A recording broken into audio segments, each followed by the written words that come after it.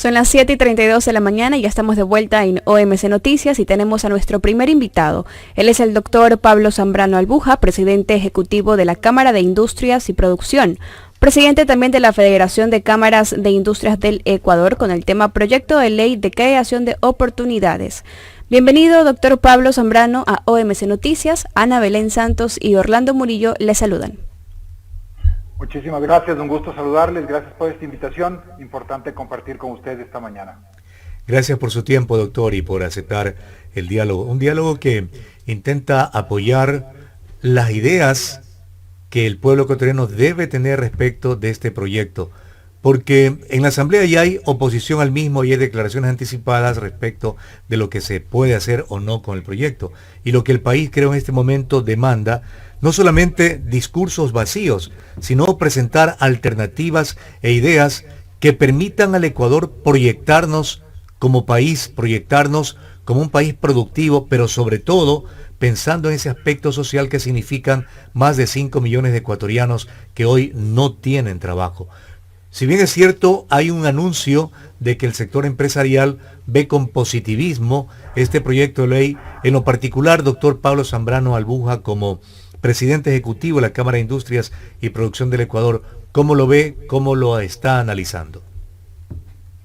Muchas gracias por la pregunta, licenciado Murillo. Mire, yo creo que es importante que la ciudadanía conozca que este proyecto de ley nace de dos situaciones fundamentales que atraviesa el Ecuador. En primer lugar, la crisis tanto económica como sanitaria que vive el país. Y en segundo lugar, la situación en la que nace este proyecto de ley es del Plan Nacional de Desarrollo que el presidente de la República puso en consideración de los ecuatorianos en esta semana. Este Plan Nacional de Desarrollo tiene 5 ejes fundamentales: lo económico, lo social, la seguridad integral, la transición ecológica y el tema institucional. Y dentro del tema económico es fundamental que este plan tiene como objetivo atraer inversiones por 30.000 millones de dólares para poder generar empleo y oportunidades laborales en el país. En este momento lo que necesitamos los ecuatorianos es trabajo.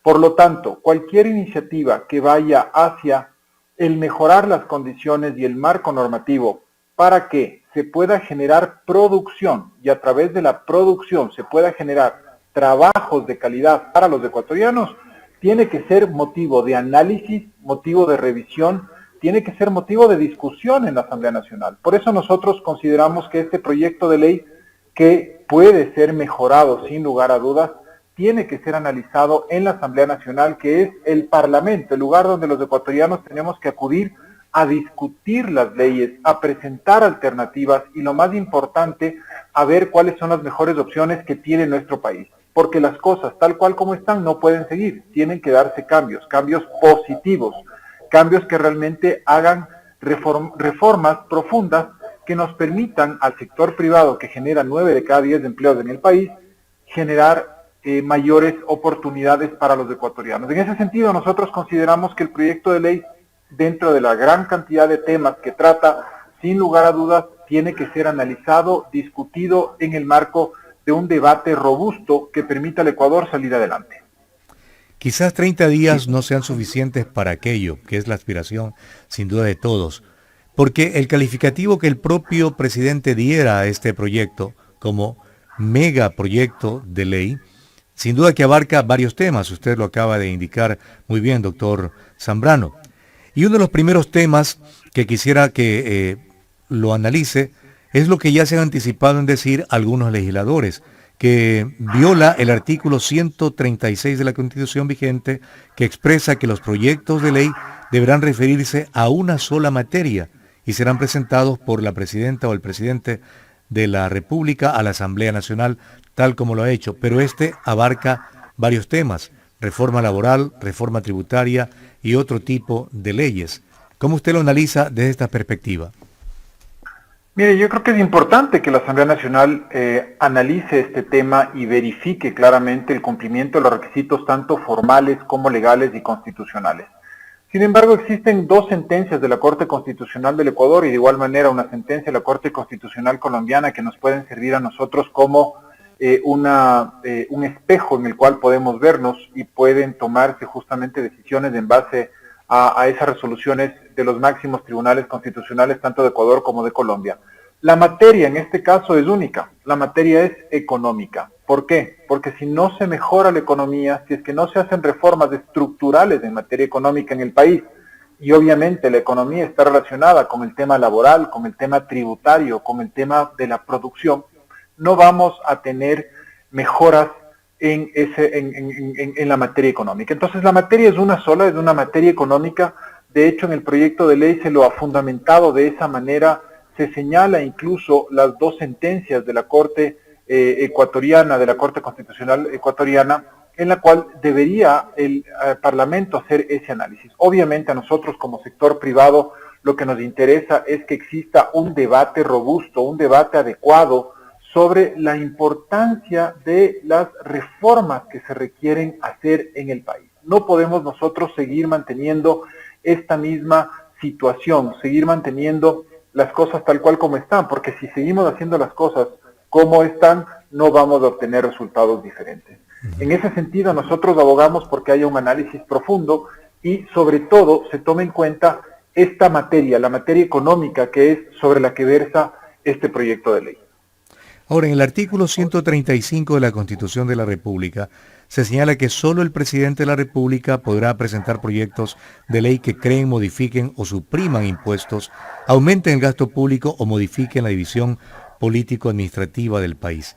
Y aquí también la Asamblea tiene, al parecer, reparos, porque están viendo que algunos de los impuestos van a afectar de manera doble a algunos casos, por ejemplo, esto de pagar por 2 años consecutivos alguna tasa, ¿verdad?, para recuperar en algo los recursos que necesita el Estado, no obstante que ya, por ejemplo, el sector empresarial está contribuyendo con el tema de la reconstrucción de Manaví y Esmeraldas, se vuelve a topar este tema.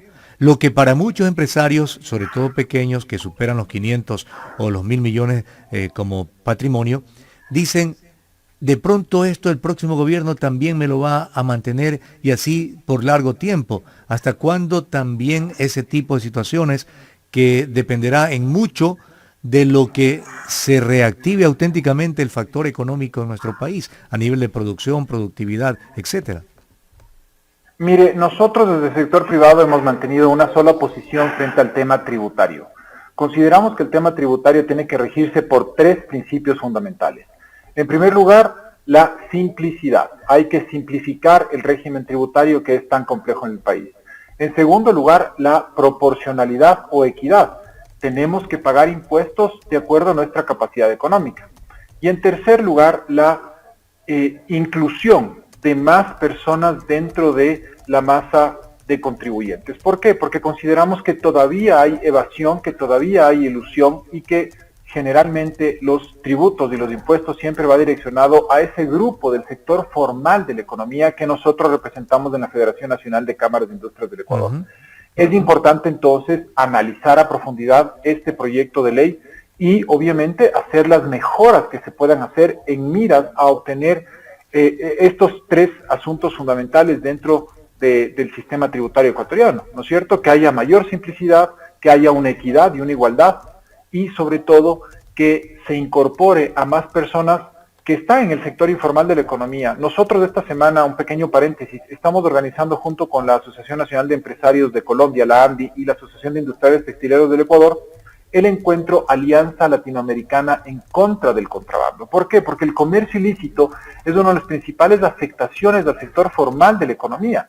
El comercio ilícito y el contrabando, por ejemplo, lo que están haciendo es desviando fondos, sacando divisas del Ecuador, quitando oportunidades de empleo a los ecuatorianos y es una competencia desleal al sector formal de la economía. Por eso nosotros hablamos tanto de que se hagan controles estrictos y controles necesarios para que pueda existir una equidad y una igualdad en lo que tiene que ver con los tributos. En ese sentido, vamos a pedir nosotros en la Asamblea Nacional entonces que exista esta igualdad, esta equidad, esta simplicidad y lo más importante, que el Servicio de Rentas Internas mejore sus capacidades para poder atacar a la informalidad, a los evasores de impuestos, a quienes no pagan aranceles, por ejemplo, con importaciones fraudulentas y sobre todo se combata al comercio ilícito que por lo menos causa más de 2.000 millones de dólares de afectación a la economía nacional. Ahora, si nos dejamos llevar un poco por lo que las redes sociales dicen y que recogen criterios sensatos, he recogido algunos criterios que se los voy a exponer, doctor, con todo respeto, porque, por ejemplo, se deduce allí de estos pensamientos que es el sector de la clase media, que está empobrecida también, la que más va a soportar el efecto de esta nueva reforma tributaria. Por ejemplo, ahí las deducciones de gastos personales se eliminan, ¿verdad? Y ahora se dice que se pagan $16 mensuales, que sumarán alrededor de 130 y más dólares al año. Pero actualmente se paga cero de impuesto a la renta con ese tipo de deducciones. Pero lo más grave es lo que el sector social como población tiene respecto de en qué se utilizan los impuestos que pagamos. Por ejemplo, Lorena Andrade dice, el problema de los impuestos en el Ecuador no es el porcentaje, el problema es que todo se lo roban. Débora Muñoz dice, todos debemos pagar impuestos, pero no impuestos sobre impuestos, eso es de locos. Sostenemos a un Estado obeso. Inmobiliar debería proporcionar la lista de bienes que se podrían vender y hay deudores por cobrar, pero no las hacen efectivas. La vía más rápida, el paquete de impuestos. Carlos Carvajal se pregunta, ¿es acaso el despilfarro y la corrupción de la administración pública la que nos obliga a sacrificar el ingreso familiar? ¿Qué tan justo es esto? ¿Se corrigió o no el derroche y el despilfarro? ¿Existe o no un plan para reducir el obeso y dilapidador Estado? Y finalmente Dani Hidalgo señala que la discusión debería ser sobre para qué pagar impuestos, qué derechos y servicios deben ser provistos para mejorar el país, en qué debería y en qué no gastar el Estado, cómo mejorar la calidad del gasto y reducir la corrupción, por qué el Estado tiene un déficit tan alto, pregunta en buena parte la ciudadanía, doctor Zambrano. Concuerdo plenamente, suscribo plenamente lo que la ciudadanía está diciendo. Existe una desconfianza en el Estado por la que ha venido ocurriendo durante los últimos 14 años. Si nosotros vemos las cuentas públicas y vemos precisamente el déficit fiscal, hemos tenido un déficit fiscal crónico acumulado más o menos de 5.000 millones de dólares en promedio cada año. ¿Qué quiere decir un déficit fiscal? Quiere decir que el Estado está gastando mucho más allá de lo presupuestado. Es exactamente igual que en una economía familiar.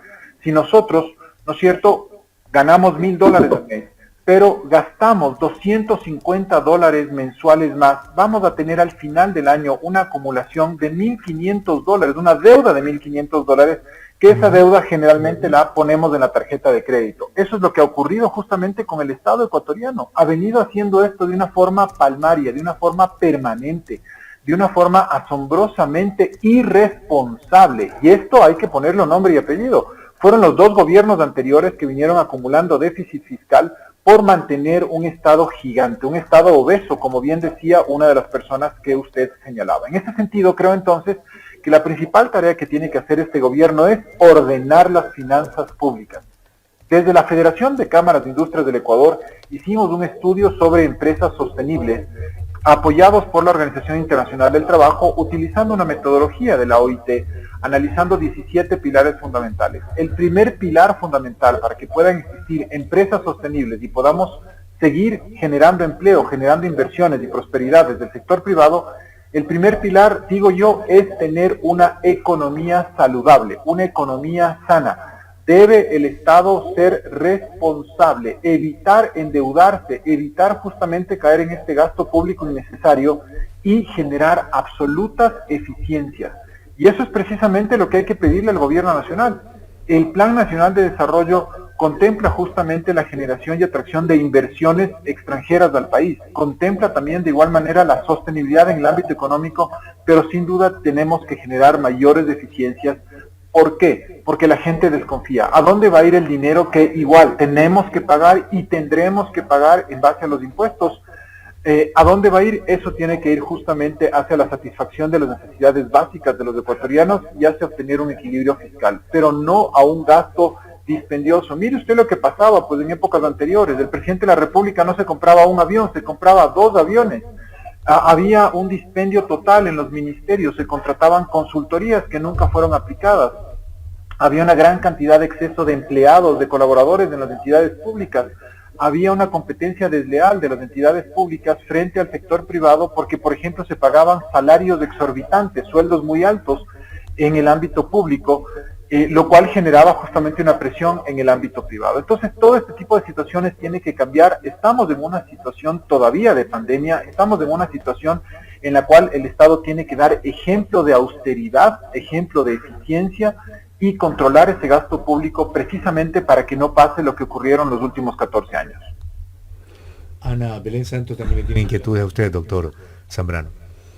¿Qué tal? Buenos días, doctor Pablo. Efectivamente, usted hablaba de desconfianza, que no solamente es por parte del Estado, sino que también se crea la desconfianza contra el empresario, efectivamente, porque siempre ha existido empresas con una viveza para de una u otra forma tratar de, a lo mejor, pagar lo justo, evadir impuestos, etcétera, pues, ¿no? Pero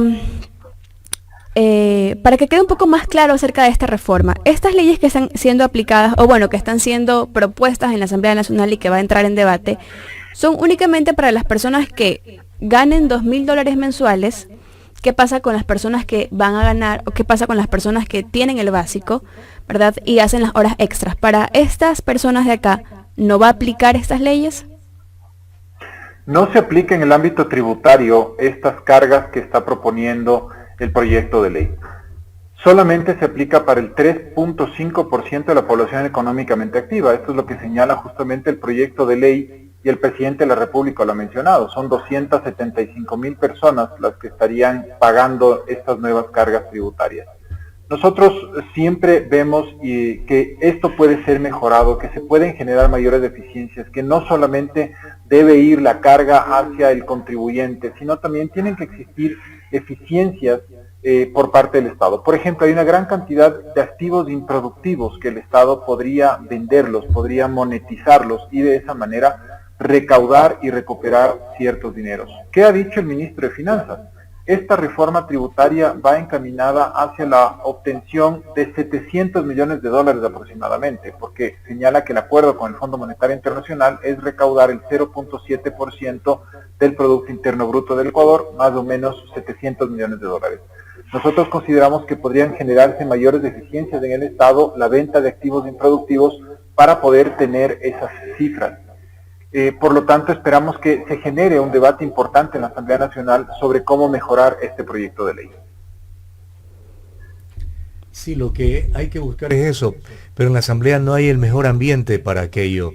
Si se suman los votos del Partido Social Cristiano más UNES, estarían sumando alrededor de 80 y algo más de votos que van a restarle para el número que se requiere para la aprobación de ley. No sé cómo usted ya analiza el término a lo interno de la Asamblea, doctor Zambrano, donde básicamente lo que el pueblo está demandando hoy en día es un debate de altura para saber si auténticamente se está afectando estos dos códigos laborales que van a existir en el país, se está afectando al trabajador, o si es mejor reformar el código que tenemos, ponerlo a la altura de nuestros días con la tecnología, con el teletrabajo, con el trabajo por horas, para regular en un solo marco legal aquello, sin lastimar las conquistas laborales, pero yendo a tratar de a profundidad a superar no los problemas de momento, sino también a largo plazo.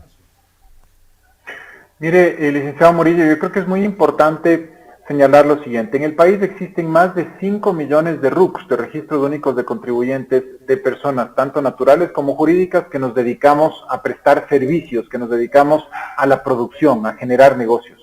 Hay que preguntarles entonces a esta cantidad de emprendedores, de empresas, de pequeños negocios, si es que pueden contratar más personas con la legislación laboral actual que tenemos. Y la respuesta va a ser categórica: no. ¿Por qué? Porque tenemos unas leyes absolutamente inflexibles, tenemos unas leyes que benefician exclusivamente a quienes ya tienen empleo en este momento. La idea justamente es generar oportunidades de empleo para quienes no lo tienen. Apenas 3 de cada 10 ecuatorianos tienen un empleo permanente. Por lo tanto, entonces, debemos generar reformas en el ámbito laboral. Obviamente no se puede jamás perjudicar los derechos de los trabajadores. Eso es algo muy importante. El régimen nuevo que se está proponiendo, que lo propone el gobierno, se señala claramente que eso será de forma voluntaria del futuro hacia adelante. Por lo tanto, los derechos laborales actualmente que existen para los trabajadores se mantienen. Nosotros consideramos desde el sector privado que hay que hacer reformas, que hay que hacer cambios, y estos cambios tienen que ser propositivos. Por eso hacemos un llamado a la Asamblea Nacional, a los bloques legislativos, a que actúen con responsabilidad, a que actúen con ponderación, a que actúen de una manera técnica, de una manera objetiva, haciendo un análisis de las normas debidamente y proponiendo alternativas. No podemos nosotros cegarnos y negarnos y decir, no, esta ley no tiene que pasar. Hay que analizar, hay que procesar una ley. La Asamblea Nacional es precisamente el lugar que nos debe acobijar a todos los ecuatorianos para debatir de forma sensata, de forma coherente, alternativas a estas propuestas que hace el Ejecutivo.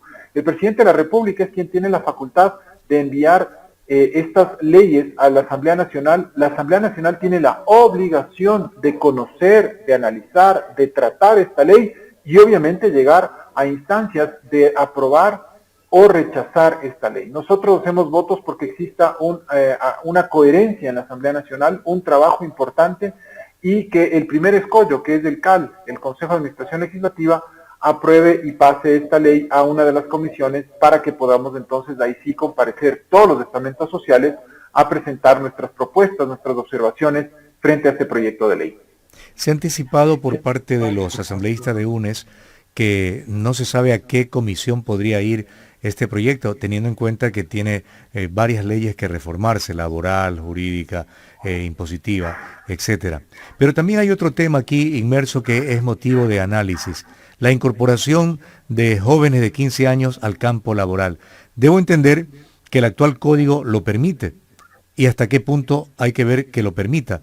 De una parte, también se está hablando de que se extiende el horario laboral de 40 por 12 horas más, que hay menos pagos por horas extras y también el tema del desahucio, que se pagaría mucho menos de lo que actualmente contempla el Código Laboral. ¿En qué medida estas afirmaciones vienen siendo ciertas y afectarían al trabajador nuevo y también al empleador? Mire, en el tema laboral es importante señalar que existe en este momento la posibilidad de que los jóvenes a partir de los 16 años puedan trabajar en horarios reducidos, en jornadas reducidas, es decir, parcialmente. En segundo lugar, creo que es muy importante ver la manera cómo se puede agilizar la contratación de personas para que puedan ejercer sus actividades también de una forma parcial, en contratos parciales. Creo que es importantísimo en este momento dar esa oportunidad a que los jóvenes puedan tener experiencias laborales y de esa manera puedan empezar a foguearse, ¿no es cierto? Eso es algo muy importante. Hay que ver exactamente cómo se va a llegar al costeo, y eso lo prevé la ley, establece una fórmula de cómo llegar al costeo del pago de remuneración parcial.